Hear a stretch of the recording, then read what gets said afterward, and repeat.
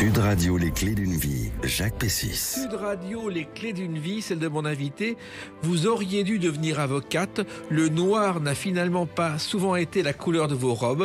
Et ce n'est que justice de constater combien votre détermination vous a permis de surmonter les épreuves de la vie que vous racontez aujourd'hui dans un livre. Bonjour Sylvie Tellier. Bonjour Jacques Pessis, merci de m'accueillir. C'est un bonheur de vous recevoir pour ce livre Couronne et préjugés chez Fayard. Un livre qu'on va évoquer bien sûr en long et en large et qui est le fil conducteur des clés d'une vie aujourd'hui, puisque je dois vous avouer, j'ai choisi les dates de votre vie en fonction de ce livre. Et justement, la première date que j'ai trouvée, c'est le 13 septembre 1997. C'est l'élection de Sophie Thalmann, Miss France. Et je crois que cette élection vous a fait rêver, Sylvie Tellier. Alors oui, 13 décembre 97, Sophie était élue Miss France 98. Et c'est vrai que ce jour-là, je suis devant ma télévision et je me dis, un peu d'audace, beaucoup d'élégance, mais avec grâce et sourire. Et c'est vrai que je regardais l'élection chaque année avec maman, parce qu'on est un clan de filles, et on regardait Miss France chaque année. Mais c'est vrai que cette année-là, elles étaient toujours belles, les Miss France, mais j'ai trouvé qu'il y avait, que Sophie, elle avait fait preuve d'ambition, d'audace, elle avait un petit peu bousculé les codes. Et c'est vrai que ça, en tout cas, ça m'a motivée à continuer l'aventure Miss France. Alors, il se trouve qu'elle annonce dans l'émission qu'elle va remplacer un jour Jean-Pierre Foucault, ce qui fait rire tout le monde, et ce qui a été le cas, puisqu'elle est devenue animatrice de télévision. Exactement, elle n'a pas remplacé Jean-Pierre, mais elle a fait beaucoup d'émissions. On l'a retrouvée aux côtés de Jean-Pierre Pernaut, dans Combien ça coûte, elle a travaillé sur Wikipédia, beaucoup de choses, beaucoup de télé. Alors, je crois que votre première déception, et vous le racontez dans ce livre, Sylvie Tellier, c'est un concours Miss Pays de la Loire, car vous êtes deuxième. Alors, déception, oui, comme toute compétition, parce que je suis une compétitrice dans l'âme, et je suis pas mauvaise perdante, mais quand même, arriver première dauphine et voir s'envoler justement vos rêves de vous présenter à l'élection de Miss France, ça fait pas toujours plaisir, mais voilà, je trouve que les échecs font aussi partie de ce que nous sommes et nous aident à avancer, et donc c'est pas mal. Et à l'époque, vous habitez les Sables d'Olonne, je crois, oui, où il y a beaucoup plus de monde l'été que l'hiver. Oui. Il y a quelqu'un de très célèbre qui s'est réfugié aux Sables d'Olonne pendant la guerre à cause de la guerre civile espagnole. C'est Paco Rabanne. Je l'ignorais. Il a passé toute sa jeunesse là-bas. Alors, votre famille, il y a un père, et le père qui est chauffeur de taxi, il y a une chanson très célèbre qui a été écrite par un chauffeur de taxi. Où ça ne vaut pas un clair de lune amoureuse. Vous ne connaissez pas cette chanson? Ça a été en 1962 un immense succès, le succès de Pierre Perrin, qui était chauffeur de taxi, et qui ça a été le grand succès de l'année. Il n'a rien fait d'autre ensuite, mais ça a marqué cette époque. Alors, il y a les Sables d'Olonne et il y a Elbeuf, où vos parents se sont rencontrés. Mes parents sont originaires de Normandie. Maman est née à Thuy-Cimier, un petit village à côté d'Elbeuf, et mon père est né à Elbeuf, il me semble, et ils se sont rencontrés jeunes. Maman travaillait à la hutte, et ils décident de se marier et de quitter la Normandie. Et il y a quelqu'un de très célèbre qui est né aussi à Elbeuf, c'est André Mauroy, qui est un écrivain célèbre et qui a traduit le poème de Kipling, If, tu seras un homme, mon fils. Alors, il se trouve que vous avez vécu une quinzaine de déménagements dans vos jeunes années. Oui, on déménage beaucoup. Mes parents ont beaucoup déménagé parce ils ouvraient des magasins de chaussures, en fait, tous les deux. Et c'est comme ça j'ai atterri à Nantes et que je suis née à Nantes. Et mes sœurs, j'en ai une qui est née à Paris. On a beaucoup bougé. Et je suis née à Nantes et j'ai grandi aux Sables d'Olonne, puisque quand mes parents ont divorcé, on est arrivé dans cette petite ville des Sables d'Olonne qui est très jolie petite ville. Il y a toujours beaucoup plus de monde l'été que l'hiver, mais ça s'est pas mal développé quand même. Et vous racontez dans ce livre avec beaucoup d'émotion justement ce divorce qui vous a marqué profondément, Sylvie Tellier. Oui, tout divorce marque des enfants. Je crois que c'est le lot. Je dis que je suis issue d'une famille banale dans mon livre. Pas pour minimiser ce qui s'est passé, mais on est dans les années 90. Les divorces sont en masse. Mais oui, c'est vrai que c'est pas évident pour des enfants de perdre une figure paternelle. Et puis de se retrouver, maman elle s'est retrouvée toute seule à 40 ans sans travail, à élever 3 enfants, donc famille monoparentale. On part on parlait pas à l'époque de garde partagée. C'est des choses qui n'existaient pas. Et malheureusement, j'ai vu des chiffres il y a pas très longtemps. Ça n'a pas beaucoup évolué parce que j'ai vu que 83% des familles monoparentales c'était encore des femmes. Et pour ça, c'est vrai que c'est pas évident parce que quand vous êtes à la maison et que maman galère et que on vous apprenait à compter sur tout, ça forge un peu un caractère. Voilà. En même temps, il faut tenir le choc dans tout ça, parce que votre mère faisait des miracles pour les budgets. Je crois qu'elle travaillait chez les chaussures André, c'est ça? Alors, en fait, quand elle était avec mon papa, oui, il travaillait pour les chaussures André. Donc, quand elle arrive au Sable d'Olonne, maman n'a plus de travail, parce que mon papa, entre-temps, avait pris une auto-école, elle aidait, elle faisait un petit peu de compta. Et elle a eu la chance de rencontrer un couple extrêmement bienveillant. Je le raconte dans le livre, c'est monsieur et madame Bossard, et je les cite parce que vraiment, je les embrasse et je les remercie infiniment, qui ont donné la chance à maman. Ils l'ont embauchée comme vendeuse de chaussures dans la rue des Halles, au Sable. C'était un petit boulot au SMIC, mais ça lui a permis en tout cas de nous élever dans le respect et avec toujours beaucoup d'amour. Et vous élever sans que vous osiez demander quoi que ce soit à votre mère. Vous deviez vous débrouiller toute seule, c'est Tellier. Quand vous êtes dans une famille comme ça de femmes et que vous voyez maman effectivement faire le maximum, travailler beaucoup avec pas beaucoup d'argent, vous essayez de faire pas trop de bruit et surtout de pas demander trop de choses parce que je voyais bien que maman elle faisait le maximum pour nous. Voilà. Et vous trouvez des petits boulots de vendeuse. Ah oui, j'ai fait beaucoup de boulot, ça c'est sûr. Vous avez même été croupière dans un casino. J'ai été croupière dans un casino, j'ai été mère Noël, je faisais des animations en grande surface, je crois que j'ai ramassé des balles dans un club de tennis, je collais des affiches l'été. Je discutais hier avec quelqu'un et j'entendais qu'en fait on ne peut pas... c'est Artus qui a dit ça dans le cadre de la promotion de son film, qui disait qu'on ne peut pas... Aujourd'hui on ne peut pas être acteur si on n'a pas travaillé avant. Et il racontait en fait son histoire personnelle où lui s'est retrouvé comme ça à faire griller des merguez pour je ne sais pas combien de personnes dans le sud de la France pour des petits boulots. Et il a raison, je trouve qu'en fait tous ces jobs nous montrent à quel point nous donnent cette valeur travail et fait que plus tard, quand le succès arrive, on est encore plus reconnaissant. Alors les études justement, au départ vous entendez votre père dire que vous feriez un BEP et vous, ça vous va pas du tout et vous allez prendre le contre-pied de tout ça, Sylvie Tellier. Oui, je raconte un petit peu dans le livre, c'est malheureusement le quotidien de divorce, c'est quand les parents divorcent, il y a des questions de pension alimentaire, il y a des questions de que vont faire les enfants, qui paiera les études. Et moi, j'ai ce côté un peu... Je suis déjà un peu taquine à l'époque et je dis à mon papa que je ferai les études les plus longues possibles et inimaginables, rien que pour l'embêter. Donc médecine et avocat au départ. Oui, je disais médecine au départ et puis en fait, non. Vite fait, maman en fait est à l'aide juridictionnelle et tombe sur un avocat qui la protège pas beaucoup. Et à ce moment-là, j'ai comme eu un éclair. Je me suis dit, j'ai envie de... j'avais un côté justicière, j'avais envie de faire du droit, j'avais envie aussi, j'adorais la plaidoirie, je trouve que l'éloquence des avocats est un truc fantastique et très vite j'ai su que je voulais être avocate. Oui, d'ailleurs ça vous a aidé vos études parce que parler en public c'était pas évident pour vous au départ. Oui, c'est vrai, j'étais une petite fille, une ado assez discrète au début et quand vous faites des études de droit et que vous assistez à toutes ces concours de plaidoirie et puis de toute façon il faut à un moment donné faut se lancer et pour ça Miss France m'a beaucoup aidée. Parce que quand vous vous retrouvez à 17 ans à prendre le micro devant une salle de 600 personnes et à vous présenter et à quelque part argumenter pour qu'on vote pour vous parce que vous faites campagne, je dis souvent les Miss France elles font campagne pour être élues, automatiquement ça, tout d'un coup ça désinhibe un peu. Oui, et en même temps, d'ailleurs, vous avez eu l'honneur suprême d'être l'invité d'honneur d'un concours de plaidoirie sur le thème de Miss France. Oui, oui, ça c'était un moment assez gênant parce que je dévoile dans le livre quel est le thème du concours de plaidoirie. Faut resituer, on est en 2001 quand Jean-Pierre Foucault me demande pourquoi je suis là dans les 5 finalistes. Je lui réponds Jean-Pierre, écoutez, il me dit mais si jamais vous êtes élu Miss France, qu'est-ce qui va se passer? Je dis à Jean-Pierre le barreau de Lyon m'attendra. Petite prétentieuse parce que je suis juste je prépare le CRFPA, j'ai pas encore passé le concours. Alors évidemment les avocats se sont un petit peu moqués de moi et l'année d'après ils m'invitent à Lyon et le concours de plaidoirie était Miss France donne-t-elle le barreau. Voilà, donc c'était un peu gênant. Oui, c'est vrai que les études n'ont pas été simples. D'abord il y a eu l'internat qui vous a pas plu, ensuite le bac et ensuite la fac de Nantes, tout ça n'a pas été évident la première année. Non, ça n'a pas été évident la première année parce que moi, maman m'explique très rapidement que faire des études, oui, pourquoi pas, mais que malheureusement, elle n'aura pas les moyens de m'aider. Donc, je me retrouve en première année de droit à Nantes, pardon. Et donc, j'alterne les petits boulots, la fac, et puis je me prends pour une superwoman. Et je pense que tout va bien se passer. Et puis, le coup près tombe. Je crois que je finis avec 9,87 de moyenne. Donc, je rate ma première année de droit. Je perds mes bourses. Et là, c'est le drame parce qu'en fait, il vous reste quoi comme quand vous perdez votre bourse, c'est retour à la caisse départ ou rien du tout. Et je j'ai pas envie d'abandonner, donc je bosse 2 fois plus et je continue. Et c'est vrai que j'ai la chance d'ensuite de partir en licence, en maîtrise et de faire mes études. Mais c'est pas évident quand on est étudiant. Alors on est dans un service aujourd'hui, dans un pays où on a la chance de pouvoir faire des études gratuitement.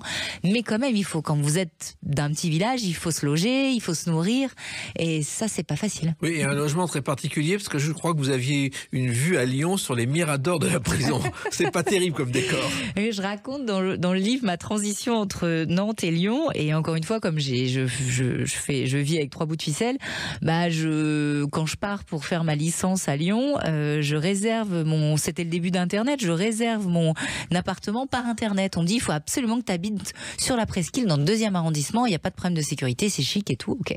Sauf que je me trompe, je vois une annonce pas chère du tout dans le 2e arrondissement, je me dis super, les photos de l'appartement sont hyper jolies, sauf qu'effectivement j'ai pas vu que ça donnait sur la prison Saint-Paul et que le Mirador donne chez moi. Donc en fait je vivais un peu avec les prisonniers. Oui, finalement vous n'étiez pas inquiété comme ça de ce côté-là? Non, il m'avait attribué un petit surnom assez sympathique que je garderai pour moi parce que c'était un petit peu vulgaire.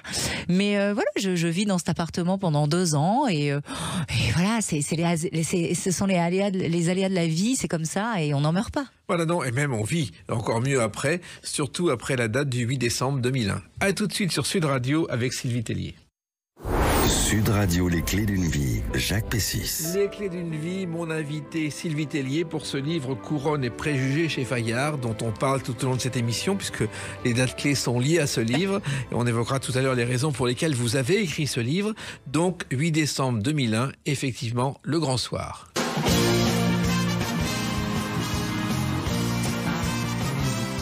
Vous en parlez encore avec des larmes dans les yeux. Oui, parce que moi, vous savez, j'ai travaillé 17 ans pour Miss France. J'adore ce concours. Je suis la première à le défendre, même si je l'ai quitté.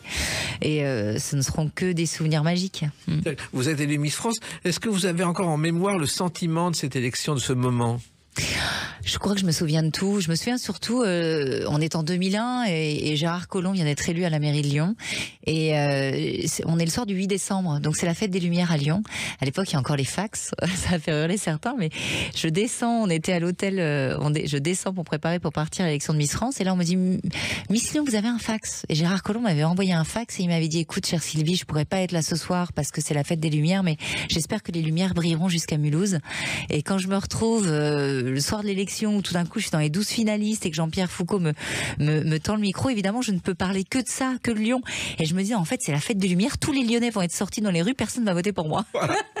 Et le moment où justement vous êtes élu, le moment précis où vous apprenez que c'est vous? Alors déjà je suis persuadée depuis le début de la soirée que c'est Sandra Bisson, Miss Guadeloupe, qui va être élue, parce que pour moi c'était l'une de mes favorites. Je la trouvais complète, elle était sympathique, elle était élégante et le moment où en fait où Yves Coppens annonce Miss France et Miss Lyon, je suis complètement choquée parce que je m'y attends pas du tout. Et je suis choquée parce que je me dis waouh, qu'est-ce qui va m'arriver en fait? Moi qui suis quelqu'un qui prévoit tout, je suis un peu carrée. Vous savez, j'étais déjà inscrite à l'IEJ, je savais que j'avais passé le concours d'avocat, je devais partir en stage à Boston parce que j'avais fait une maîtrise droit comparé. Ma vie, elle était déjà planifiée. Je voulais juste m'accorder ce petit moment de folie avant le concours. Et là, tout d'un coup, tout s'effondre. Je me dis mais c'est le grand saut. Qu'est-ce qui va m'arriver? Et surtout que pendant les quelques semaines qui ont précédé la répétition, où il y a des tas de rencontres et de voyages, vous avez réclamé le monde dans un hôtel, je crois, ce qui a surpris tout le monde. Oui, parce que en fait, je prépare le concours d'avocat. À l'époque, il y a une loi qui est en train de passer sur la bioéthique et il y a une jurisprudence que je voulais avoir accès aux infos. On n'a pas Internet, c'était le début d'Internet 2001. Il fallait aller, vous savez, dans la petite salle devant l'ordinateur où toutes les filles étaient là pour envoyer des messages à leurs parents. Et je demande le monde à la réception. Et là, drame, parce que il y a certaines certaines candidates qui te disent mais pour qui se prend-elle, l'intello de service, alors qu'il y avait des filles qui étaient extrêmement diplômées dans ma promotion. Je pense à Miss Auvergne, Hélène, qui était à Sciences Po Toulouse. J'avais des jeunes femmes qui étaient en école d'ingénieur. Mais à l'époque, on parlait pas des diplômes des Miss, on parlait plutôt de leur tour de poitrine plutôt que leur diplôme en fait. Voilà. Alors il se trouve aussi que tout a commencé, je crois, dans un petit village, Esnay, à 20 km de chez vous, avec l'élection de Miss Vendée. Oui, Esnay, qui est à côté des Sables d'Olonne à l'époque, donc j'ai 18 ans à peine, et j'ai un petit copain de l'époque, et sa maman, qui est une femme très coquette, me dit mais pourquoi tu te présentes pas à Miss Vendée? Je dis pourquoi je me présente pas, mais parce que voilà, j'ai pas les critères, c'est pas moi, je suis pas Miss, puis bon, et c'est elle qui m'incite à me présenter. Et résultat, vous êtes arrivé avec une robe confectionnée par votre mère, je crois. Oui. Et c'était les patrons, ce qu'on voit plus dans les magazines. C'est-à-dire qu'on faisait la robe à partir du patron du magazine. Je sais pas si vous vous souvenez, mais on allait dans la boutique, au stade, on tournait les feuilles de... C'était Prima, je sais plus comment ça s'appelait, et on choisissait son patron. Et maman était très douée en couture, en revanche, elle n'était pas très douée en patronage. Donc elle me disait, mais il faut que tu me trouves un patron, je peux pas te faire ta robe comme ça à main levée. Et donc on avait choisi un patron, mais qu'elle avait quand même modifié, elle avait passé des heures à me fabriquer ma robe, et j'étais tellement fière d'être sur scène avec cette robe de maman. Et les premiers patrons datent du 19e siècle dans un journal qui s'appelait La Mode Illustrée. Oui. Et depuis, c'est devenu une tradition. Jusqu'à aujourd'hui, il y en a quand même beaucoup moins. Oui, c'est vrai. Alors, il se trouve que vous remportez le titre de Miss Vendée, et ensuite c'est Lyon, et vous allez réveiller votre mère en pleine nuit, Sylvie Tellier. Oui, parce que je sais que maman suit l'élection de Miss France tous les ans. Moi, j'ai pas gagné Miss Pays de Loire, je suis pas allée à Miss France, je fais mon droit. Et tous les ans, elle me dit, mais pourquoi tu te représentes pas juste pour voir? Et un jour, avec ma sœur aînée, je vois un article c'était dans le Progrès, comme quoi il y a une sélection pour Miss Lyon. Et ma sœur me dit, mais allez, on y va. Je dis oui, mais si on y va et que je perds encore, maman elle sera tellement triste. Et en fait, je décide d'y aller sans le dire à maman. Et quand je suis élue Miss Lyon, je la réveille à 00h30 et je lui demande si c'est l'anecdote. Il faut lire le bouquin. Ouais. Je peux pas tout vous raconter, mais il y a un fil rouge qui est maman dans mon livre, et le fil rouge c'est aussi son petit tailleur noir. Et vous découvrirez pourquoi. Et je réveille maman en disant est-ce que tu as toujours ton tailleur noir? Et elle me dit mais pourquoi? Qu'est-ce qu'il y a? Et je lui annonce que je pars rencontrer Jean-Pierre Foucault à Miss France. Et l'émotion de votre mère lorsque vous êtes devenue Miss France, c'est maman qui est quand même très volubile, qui est une femme qui est là ce soir-là en fait, maman elle est assise, elle est choquée, elle est assise dans son siège à Mulhouse, et c'est quelqu'un qui vient la voir et qui lui dit mais je crois que c'est votre fille sur scène qui vient de gagner. Maman est autant choquée que moi, je pense. C'est fou, hein. Ouais, c'est fou. Alors, il se trouve aussi que c'est l'occasion c'est une année de folie totale. Et ce qui vous a sauvé pendant cette année-là, c'est le sport. Courir tous les jours. Alors, maman est marathonienne. Ma mère s'est mise elle divorce à 40 ans, fait pas de sport, et maman se met au sport et devient marathonienne. Et moi j'ai grandi avec maman, l'accompagner, l'encourager pour les 10 km, les semis, le marathon. Et maman m'a toujours appris à aborder, que ce soit les études ou elle m'a toujours dit en fait faire du sport déjà c'est bon parce qu'on est en forme, ça apprend l'effort, ça apprend la notion de compétitivité, de compétition pardon. Et oui, et j'aborde Miss France en faisant du sport, c'était important. Alors bien sûr, c'est la rencontre avec Geneviève de Fontenay que vous racontez dans ce livre, et on se rend compte combien elle a été importante pour vous, même si elle n'était pas facile, jusqu'à la fin. Oui, oui.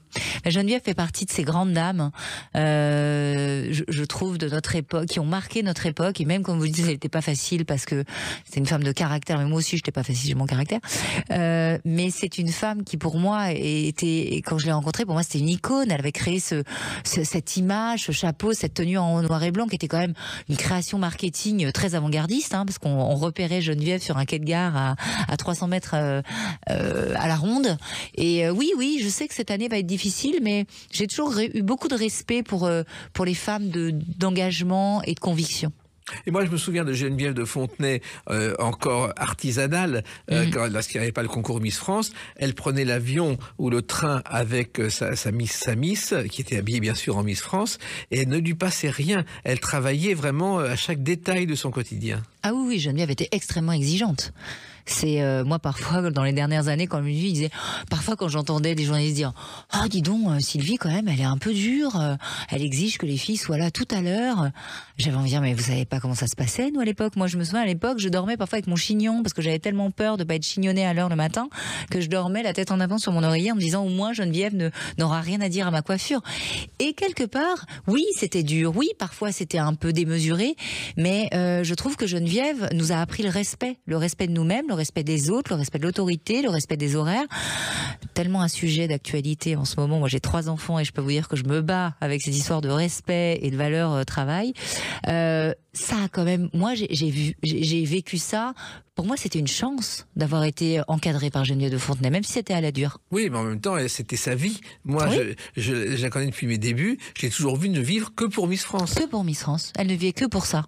Elle a pas de version, elle avait pas une vision mercantile, Geneviève. D'ailleurs, elle l'a toujours dit. C'est pas elle qui voulait vendre le concours. C'est son fils. C'est son fils. Oui. Et c'est bien pour ça qu'elle a tellement mal vécu les dernières années parce que s'il n'y avait qu'elle, elle n'aurait jamais vendu la Miss France.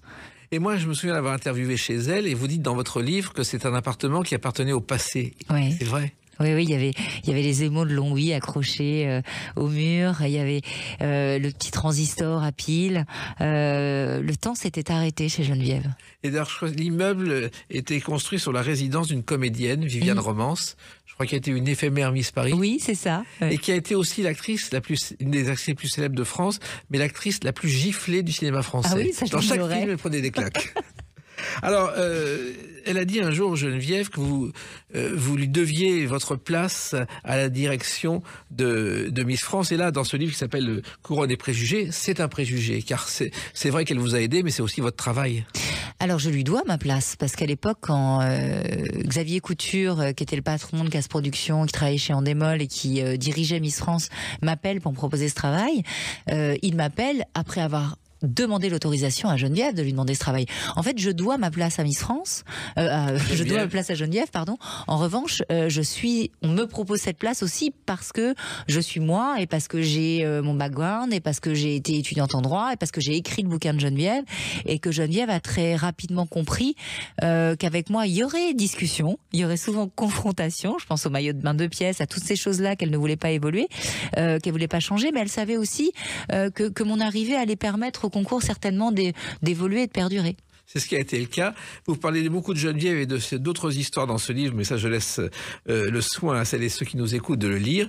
Et nous allons évoquer une autre date aussi dans votre vie, c'est le 15 octobre 2016. À tout de suite sur Sud Radio avec Sylvie Tellier.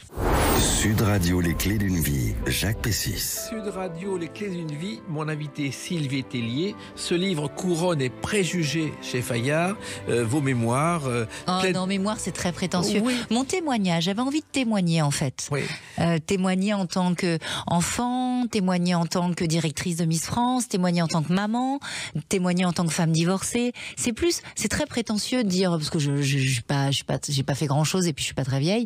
Non, c'est plus un témoignage, oui. Non, vous êtes toujours jeune, c'est pas la même chose. Mais on va justement parler de ce livre tout à l'heure, plus en détail. Mais le 15 octobre 2016. Qu'est-ce qui s'est passé ? Eh ben, c'est le début de cette émission. La saison 7, et moi je fais partie de ceux à qui on a sans cesse répété au bout de 4 semaines, mais pourquoi Sylvie Tellier est Oui, c'est sortie ? vrai. Un scandale. J'étais super triste. J'étais super triste de quitter cette émission parce que c'est la première fois que je pouvais, parce que vous savez, en tant que directrice, à chaque fois qu'on vous convie dans une émission, c'était pour parler de règlement, d'une jeune femme qui a été destituée, voilà. Et puis du coup, après, on fait un espèce de raccourci en me disant, oh Sylvie, elle est pas sympa, elle est pas drôle. Ah bah, je suis pas drôle, vous me faites parler d'éviction à chaque fois. Là, c'était la première fois dans ma vie où je participais à une émission où je pouvais m'amuser. J'ai adoré danser, j'adore ça. J'avais un partenaire exceptionnel. Et oui, j'ai pas compris. Et je suis partie. En plus, c'était le jour de ma fête. C'était le 5 novembre quand je suis sortie de cette émission. J'étais très triste. Mais ça a été un scandale national. Julien Lepers est resté, bon, entre nous, il méritait de sortir depuis le début, mais c'est un autre débat. Oui, bon, bah voilà. C'est un mais, autre débat. Oui. C'est une question. Mais vous savez, je suis fière parce qu'après, ils ont changé les règles de l'émission. Ah bon ? Bah oui. Après, ils ont mis des 50-50, ils ont mis des faces au public. Avant, ça n'existait pas. Voilà. Moi, je suis sortie, je crois qu'on était dans les premiers du classement, puis en 3 secondes, hop, on est sorti. Je crois d'ailleurs que même les producteurs étaient aussi étonnés que vous de votre sortie. Oui, c'est vrai, ils ont été super parce que tout le monde était très triste que je sois partie, en fait. Donc, c'était chouette. Alors, ça s'est déchaîné sur les réseaux sociaux et vous dites dans ce livre, Sylvie Tellier, que quand les réseaux sociaux sont nés, vous avez cru que le concours de Miss France était foutu. Oui, c'est vrai parce que vous parlez à une juriste qui pense qu'il y a quand même, en France, on a une présomption d'innocence, oui. Mais je trouve que sur les réseaux sociaux, il y a une présomption de culpabilité. À partir du moment où il y a un truc qui part sur les réseaux sociaux, vous pouvez faire tout ce que, même si c'est faux, vous pouvez essayer de vous, c'est repris dans tous les sens. Et j'avais peur qu'avec les réseaux sociaux, déjà il y a un déferlement de haine, d'attaques sur les candidates. Et en fait, je me suis trompée. Au contraire, les réseaux sociaux, on a eu des déferlements de haine et il y a certaines candidates qui en ont été victimes. Je pense particulièrement à une dauphine de Miss France qui a été harcelée et c'était horrible.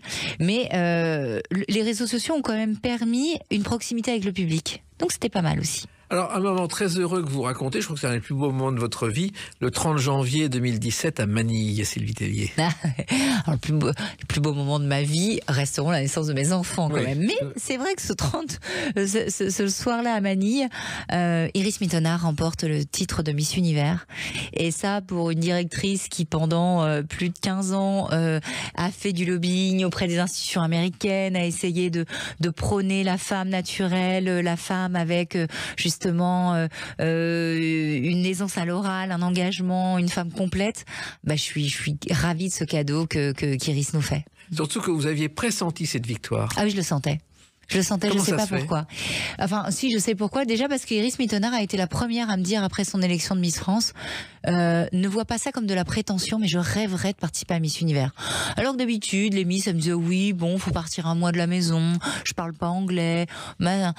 Iris, elle avait vraiment envie de décrocher cette couronne et donc c'est vrai qu'on a mis avec mon équipe, parce que c'est une victoire d'équipe, je pense qu'Iris n'aurait pas gagné sans l'organisation Miss France et inversement, on n'aurait jamais fait ce titre sans Iris qui a été brillante ce soir-là. Elle a vraiment illuminé l'aréna de Manille.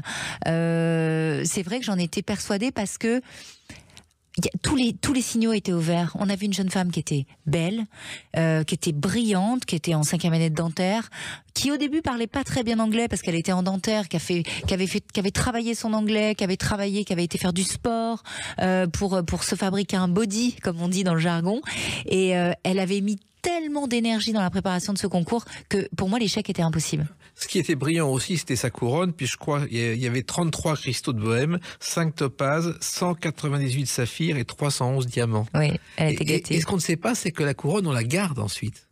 La couronne de Miss Univers, la couronne, elle ne la garde pas, elle garde la couronne de Miss France. Ouais, oui. Mais il me semble que la couronne de Miss Univers, non, elle la rend. Elle la rend parce que depuis le début du concours, en 52, il y a eu 9 couronnes différentes. Donc c'est assez particulier. La couronne est quand même vaut une fortune. Oui, elle vaut une fortune.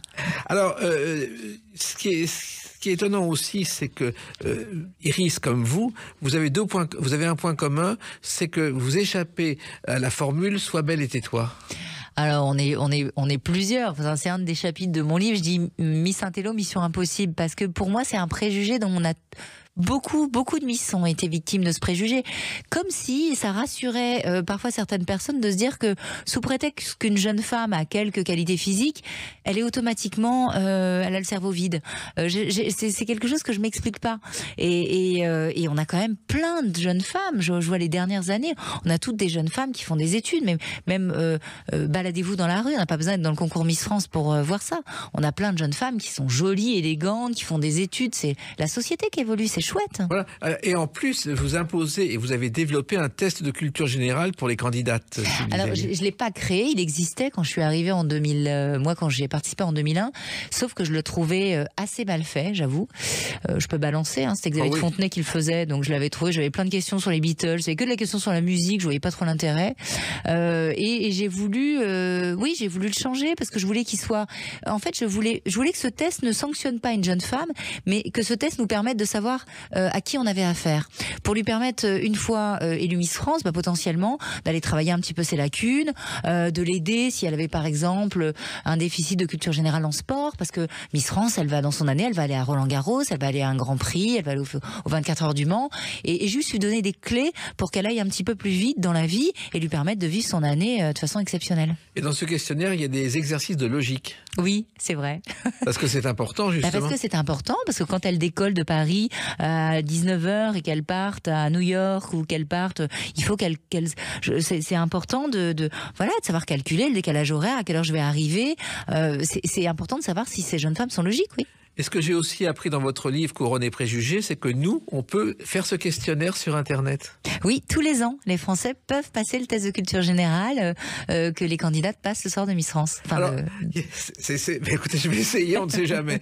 Alors, il y a aussi une chose que vous avez changé, c'est le maquillage. C'est-à-dire que les Miss étaient obligées de se maquiller toutes seules pendant des années, avant que vous arriviez, Sylvie Tellier, et que vous avez imposé des règles qui permettent cette aide, notamment au salon de l'agriculture. Alors, il y a toujours eu des maquilleuses à Miss France. Moi, j'en avais à mon époque. En revanche, on n'avait pas le choix de notre maquillage. Et c'est vrai que je trouve ça assez compliqué déjà d'imposer, selon le profil de la personne, sa couleur de peau, sa texture de cheveux, d'imposer un maquillage uniforme. Après, ce qui a changé, effectivement, c'est que dans l'année, Miss France n'avait pas de maquilleur, de coiffeur. Elle devait se préparer, se coiffer toute seule. Moi, franchement, j'étais meilleure avec un code civil qu'avec un fer à friser, je vous avoue. Et j'ai vécu l'enfer pendant mon année, parce que quand Geneviève me disait il faut arriver avec un chignon, je savais absolument pas me chignonner. C'est pour ça que je vous disais tout à l'heure que parfois je dormais avec le chignon. Alors, il se trouve en même temps que le salon d'agriculture, par exemple, une Miss France y va traditionnellement, oui. Mais là, il faut aussi qu'elle soit maquillée. Oui, après, vous savez, Geneviève, à l'époque, c'était, elle ne concevait le maquillage qu'avec un rouge à lèvres rouge. Quand vous avez 18 ans, mettre le rouge à lèvres rouge, c'est un peu dur. Après, on comprend. Moi, j'ai vieilli. Je trouve que le roulage, c'est élégant. Je trouve ça chic. Mais c'est vrai que parfois, l'imposer à une jeune femme de 18 ans, c'est un peu dur. Et j'ai découvert qu'il y avait un concours Miss France agricole, je ne sais pas si vous le savez, non, en 2024. Et c'est une éleveuse de brebis dans le Gers, Lou Anne Janel, qui l'a remporté cette année. Et moi, je trouve ça bien qu'il y ait plein de concours qui existent pour dans l'agriculture, que ce soit. Je sais qu'il y a des concours maintenant de Miss Mamie. J'ai vu ça. Oui. Je trouve ça très chouette. Bon, j'ai jamais aimé les mini-miss et je validerai jamais. Mais voilà, je trouve que les concours de beauté, quels qu'ils soient, dans quel en fait, ça fait rêver les gens, ça fait du bien. Donc, faut pas les interdire. Au contraire, faut encourager la multitude de concours. Oui, et puis Miss France, c'est quand même un symbole de l'élégance française traditionnelle, et ça doit le rester. Bah oui, c'est un vrai sujet de débat, mais je trouve qu'il faut se tenir à cette élégance. Ça fait l'élégance à la française, c'est notre patte, ça fait partie de notre patrimoine, il faut le garder. Et quand on lit votre livre, on se rend compte que votre quotidien, quand vous étiez directrice de Miss France, Sylvie Tellier, c'était le quotidien d'un ministre, tellement il y a de choses à faire. Je dis souvent que oui, on avait des carrières de politique sans faire de politique. Mais oui, les Miss sont des agendas de ministres. Et puis surtout, il faut qu'elles aient une adaptabilité totale, parce que elles peuvent être au salon de l'agriculture le lundi, être à la table d'un chef d'État le mardi et se retrouver à l'inauguration d'une foire gastronomique dans le Lot le mercredi. Mais vous aussi, en tant que directrice, vous devez les suivre. Oui, moi je devais les suivre. Je devais les suivre, et en plus j'avais le rôle qui n'était pas toujours facile, c'est que j'étais celle qui disait non. Je disais toujours à Miss France, toi tu es la jeune femme charmante qui dit oui à toutes les sollicitations d'interview, et moi j'étais celle qui passait derrière et qui disait ah non, ça va pas être possible, on doit y aller. Donc ce qui parfois me vaut un préjugé supplémentaire dans le bouquin, et je le raconte, c'est que les gens parfois ne dissociaient pas la fonction de la femme. Heureusement, je pense que depuis ces dernières années, les gens ont compris, mais quand vous êtes directrice d'une institution comme ça, c'est vous qui avez les clés en fait, et le cadre, c'est vous qui devez le mettre, et parfois avec un peu d'autorité. Voilà. Et puis il y avait les histoires d'amour des Miss, bien entendu. Alors avant la télé-réalité, ça a échappé aux journalistes et aux paparazzi, mais ensuite, ça aussi il faut le gérer. Oh bah oui, parce que les Miss ont des histoires d'amour. C'est vrai qu'à l'époque de Geneviève, on pensait qu'il était interdit d'avoir un petit copain et tout ça. Et pas du tout. Moi, quand j'étais chez Miss France, on veut des jeunes femmes qui sont bien dans leur peau, qui sont épanouies, qui sont amoureuses. Ça fait partie de la vie. Après, on leur expliquait quand même que la médiatisation, c'est elles qui l'ont choisi en se présentant le concours Miss France, et on leur conseillait de pas trop exposer leurs compagnons de l'époque, parce que c'est pas parce qu'on a un un chéri à 18 ans, qu'on va se marier avec lui. Et automatiquement, si vous l'exposez et que vous ne faites pas votre vie avec lui, on peut en conclure que vous êtes une femme qui a du mal à s'attacher. Et ça, c'est pas bien. Puis il y a une chose très importante que vous faisiez régulièrement, Sylvie Tellier, c'est rencontrer les parents avant les élections. Oui, j'aimais bien rencontrer. Chaque élection régionale, j'allais voir les parents. Pour moi, c'est important déjà pour les rassurer parce que c'est quand même le grand saut. Moi, je sais que maman, en fait, a pas eu ça. En fait, elle était paniquée, elle savait pas où j'allais, elle savait pas ce qui allait se passer. Je l'ai vue 3 secondes après mon élection de Miss France, même pas le lendemain. Ils ont pas été conviés le lendemain. Je trouvais que c'était hyper dur, alors que maman, c'était le rêve de sa vie, Miss France. Donc, c'était important pour moi d'aller voir les parents à chaque fois, oui. Et à chaque fois, d'ailleurs, ça les rassure et vous voyez un petit peu comment est la fille. Oui, alors déjà rencontrer les parents, vous savez, on dit quand je crois qu'on disait ça dans une relation, c'est quand t'épouses la fille, regarde la maman, Oui. C'est le tableau 40 ans plus tard. Bon, ben voilà, c'est vrai que en rencontrant les parents. Non, puis c'était intéressant de savoir de quel milieu était issue une jeune femme, parce qu'elle aborde pas le même concours si elle est issue de le concours, si elle est issue d'une famille très privilégiée ou alors d'une famille peut-être un peu moins favorisée. Moi, j'avais besoin de connaître l'environnement social d'une candidate, c'est important. Vous le racontez en long et en large dans ce livre qu'on va continuer à évoquer à travers la date de sa sortie, le 29 mai 2024. A tout de suite sur Sud Radio avec Sylvie Tellier. Sud Radio, les clés d'une vie, Jacques Pessis. Sud Radio, les clés d'une vie, celle de mon invité Sylvie Tellier. Donc on a évoqué votre carrière à travers des extraits de ce livre qui est sorti le 29 mai 2024 chez Fayard, Couronne et préjugés. C'est un livre que vous avez longtemps hésité à écrire. Oui, j'avais commencé à écrire un livre et puis bon, vous savez, vous écrivez parce que parfois quand vous êtes en colère, vous avez besoin que ça sorte. Et moi j'écris beaucoup, l'écrit est très important dans ma vie, donc j'avais commencé à écrire et puis quand j'ai quitté Miss France, on me dit « Oh, ça serait bien que tu écrives un livre sur les coulisses ». Je dis « Mais j'ai adoré ce que j'ai fait et écrire juste sur les coulisses de Miss France, ça m'intéresse pas ».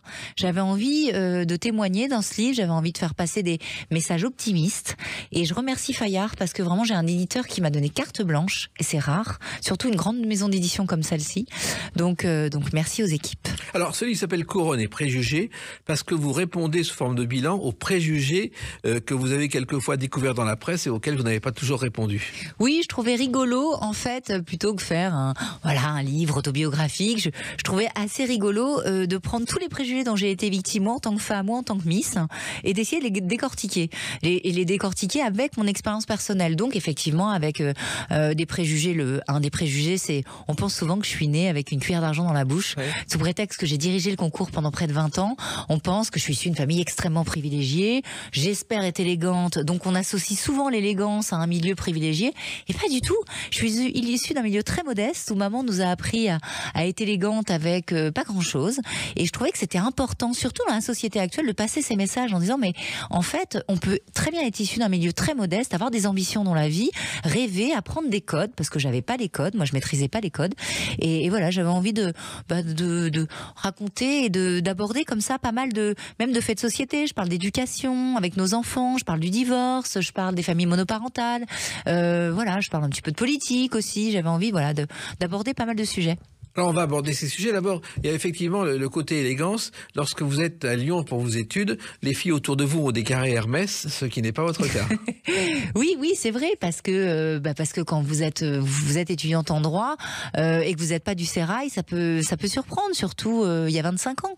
Mais bon, c'est pas qu'il faut s'en moquer. Moi, je ne m'en moquais pas, je respectais. Et vraiment, j'ai un respect absolu pour les gens, quels que soient leurs milieux sociaux.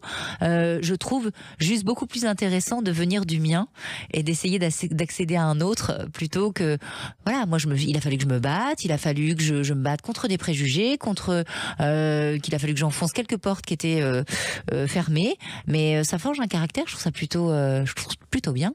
Et parmi les préjugés contre vous, il y a le fait que soi-disant vous ne seriez pas d'accord avec les candidates métisses ou les femmes mariées comme candidates.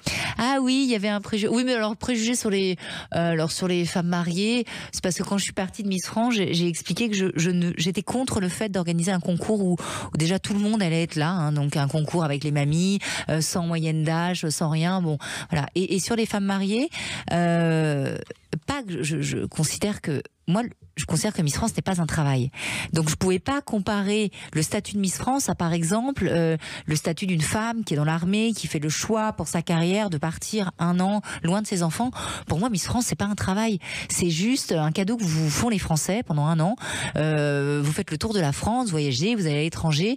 Et j'avais pas envie d'être le témoin de la tristesse d'une jeune femme ou d'une femme qui aurait laissé ses enfants pour aller embrasser d'autres enfants. Vous voyez ? Et justement, vous parlez de départ. Il se trouve que le départ de Miss France, on a tout dit là-dessus, et vous racontez la vérité dans ce livre, c'est votre volonté. Oui, on a aussi dit que j'avais été licenciée de Miss France. Comme si en France, le fait de quitter, même ma maman la première a dit mais comment tu peux quitter un travail comme ça, qui est chouette, où tu gagnes bien ta vie. En fait non, j'ai adoré ce que j'ai fait chez Miss France, mais j'avais aussi envie de me lancer d'autres challenges. J'avais l'impression que j'avais accompli beaucoup de choses chez Miss France et que j'étais un petit peu au bout en fait de ce que je m'étais posé comme objectif. Et comme quoi on peut pas quitter, une femme peut pas choisir de quitter une société, automatiquement elle se fait virer. En fait, on a quand même un gros problème encore de sexisme en France dans l'entreprise et dans les médias. Et vous avez beaucoup apporté à Miss France, effectivement, dans les nouveautés, Sylvie Tellier. Je pense notamment au Palais des Festivals de Cannes, car vous avez été la première à penser qu'on pouvait faire le concours de Miss France là-bas. Oui, c'est vrai. Bon, après, il fait près de 300 pages, donc il y a beaucoup d'anecdotes dans ce livre. Mais je raconte, je raconte mon arrivée chez Miss France et j'explique que quand on m'a donné les clés, j'ai dit ok, mais si j'ai les clés, voilà, moi j'ai beaucoup d'ambition pour Miss France. Voilà quelles sont les ambitions pour ce concours, et on va y aller avec mon équipe. Alors parfois avec petite friction avec la direction, mais il faut être parfois en désaccord. Moi je suis une femme de conviction, je suis pas une femme de conflit, mais je suis une femme de conviction. Donc oui, parfois il y a eu quelques petits heurts, mais au final je pense que le concours Miss France a grandi. Oui, et puis les petits heurts, ça fait partie de la vie, ça s'arrange sans problème. On le voit quotidiennement. Et il y a un déclic qui s'est produit un jour où vous avez compris, Sylvie Tellier, que le Miss France, le concours avait évolué lorsque Jean-Paul Gaultier s'est servi d'une écharpe de Miss France lors d'un défilé de mode. Ah oui, ça c'est vrai. Un jour, mon téléphone sonne, je me souviens très bien, c'était un dimanche. Je me revois exactement, je sais où j'étais. Et c'est Jean-Paul Gaultier qui m'appelle et qui me dit écoute Sylvie, j'ai mon dernier défilé, j'ai pensé à un truc, mais peut-être que... tu vas pas vouloir. Et il me raconte que il souhaiterait pour son dernier défilé en fait envoyer une invitation avec une écharpe et organiser Miss Jean-Paul Gaultier. Et je me suis dit, en fait, c'était l'opportunité pour déringardiser l'écharpe et ce concours fabuleuse, parce qu'on s'est retrouvé au Grand Rex avec ce défilé où il y avait au premier rang mais toutes les actrices, toutes les rédactrices en chef de mode. Je me souviens encore, elles étaient toutes là avec leur écharpe en guise d'invitation, et avec Jean-Paul Gaultier en plus qui faisait défiler ce soir-là Chloé Morteau qui est une ancienne Miss France, et voir toutes ces femmes avec une écharpe bleu, blanc, rouge, je me suis dit ça y est, on a gagné, merci Jean-Paul. Alors, un seul problème, vous n'êtes pas parvenu, sauf une fois, à ce que les Miss France soient reçues par le président de la République. Alors oui, j'ai réussi une fois, mais on a été quand même reçus par François Hollande, qui n'était plus, qui était en fonction, non plus en fonction parce que c'était, je crois, la transition. C'était la transition, exactement. Oui, c'est. Alors certains vont me dire, mais comment elle peut exiger ça ou vouloir Mais je me dis. On reçoit bien les sportifs de haut niveau à l'Élysée pour les féliciter. Moi, j'ai toujours considéré que les concours de beauté, par exemple, Miss Univers, c'est un peu nos JO chez Miss France. Oui. Pourquoi on recevrait pas une candidate qui a été Miss France, qui a gagné le concours de Miss Monde ou de Miss Univers? Pourquoi on la recevrait pas à l'Élysée? Elle s'est préparée physiquement, psychologiquement, et surtout c'est le rayonnement de la France. Je peux vous dire que quand Iris Mittenard est élue devant plus de 300, je sais plus combien de millions de téléspectateurs à Miss Univers, c'est la France qui rayonne et c'est l'élégance qui rayonne. Qu'est-ce que ça peut faire de l'inviter, lui dire bravo et de lui remettre une petite médaille alors qu'on le fait avec tous les sportifs? Moi, je crois que ça mérite une pétition parce que vous avez raison, et c'est l'image de la France. Bah oui, c'est vrai. Alors, il y a d'ailleurs un président français qui a eu quelques soucis avec Geneviève de Fontenay, c'est Jacques Chirac, ce qui n'est pas étonnant d'ailleurs.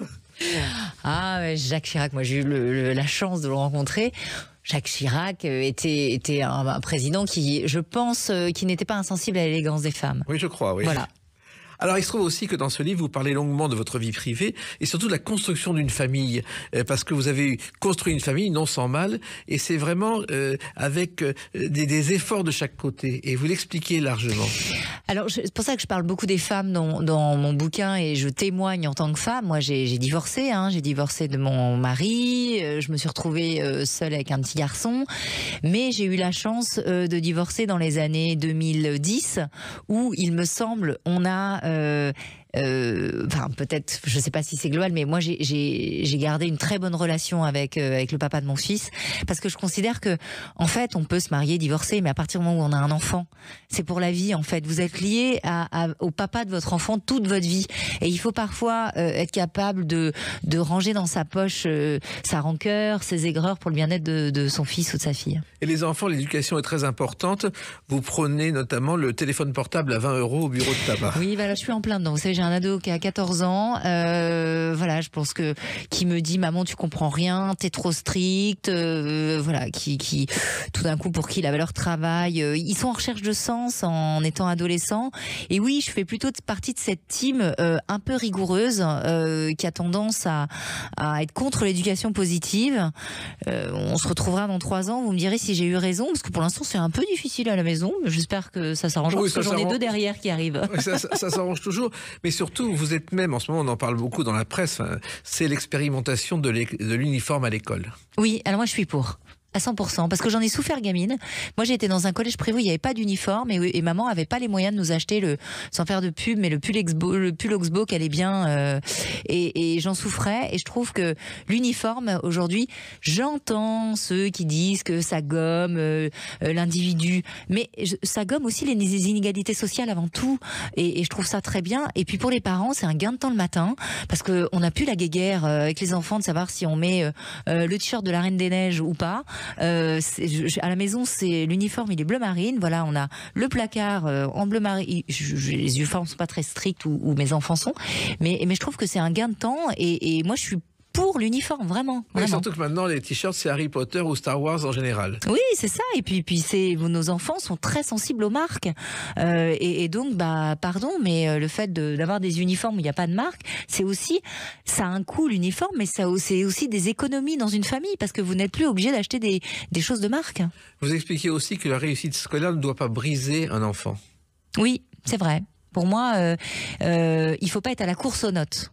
Il est important que nos enfants suivent à l'école et aient des bonnes notes, oui, mais comme dans la mesure où la majorité des métiers de demain n'existent pas encore aujourd'hui, je me dis, est-ce qu'il n'est pas plus important de les éduquer dans la valeur du sport, dans la valeur de l'effort, de la compétition, de les éduquer. Moi, je vais être beaucoup plus exigeante, par exemple, sur l'anglais, que je vais être exigeante sur une autre matière. Alors oui, les français et les maths, évidemment, c'est important, mais il ne faut pas être à la course aux notes. Il faut que nos enfants ils soient épanouis quand même.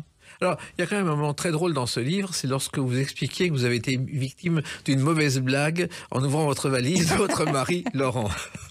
Oui. C'est pas l'anecdote dont je suis la plus fière dans le livre. Non, mais comme vous savez, on est sur Sud Radio, parlons vrai. Ouais. Voilà. À partir du moment où j'ai commencé à écrire, j'ai écrit sur mon mari. Mon mari est blagueur et je vous laisserai la découvrir parce qu'il me fait une blague. Je pars en voyage de Miss et il me met un cadeau plutôt coquin dans ma valise. Voilà. Et oui, j'ai parlé vrai, quoi. Voilà. Alors, il se trouve aussi que vous évoquez le passé, le présent et l'avenir, parce que vous êtes une femme d'instinct. Vous partez de quelque part, vous savez qu'il y a autre chose qui va se produire. Oui, je suis très intuitive.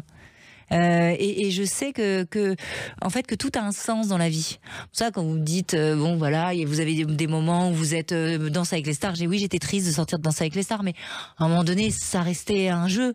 En fait, il faut relativiser. J'essaye de prendre beaucoup de distance avec les événements de la vie. Vous savez, j'ai créé une association qui s'appelle Les Bonnes Fées il y a 7 ans. On finance des soins de thérapie complémentaires pour les hommes et les femmes qui ont le cancer.